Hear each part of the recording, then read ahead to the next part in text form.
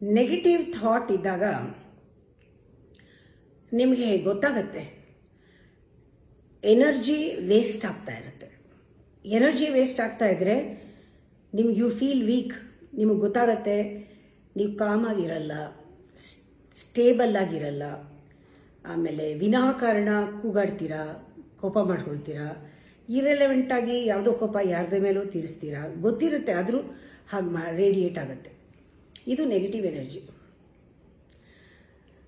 ಎಷ್ಟೋ ಸತಿ ಈ ನೆಗೆಟಿವ್ ಥಾಟ್ ಇದ್ದಾಗ ನೀವು ಯೂಸ್ ಮಾಡೋ ವರ್ಡ್ಸು ಕೂಡ ಅಷ್ಟೇ, ಅದು ಲೋ ವೈಬ್ರೇಷನ್ ಇರೋ ವರ್ಡ್ಸ್. ಅದೆಲ್ಲ low vibration words, low vibration thought ಅಂದರೆ ಲೈಫು ಕೂಡ ಲೋ ವೈಬ್ರೇಷನ್ ಲೈಫ್ ಅಲ್ವಾ.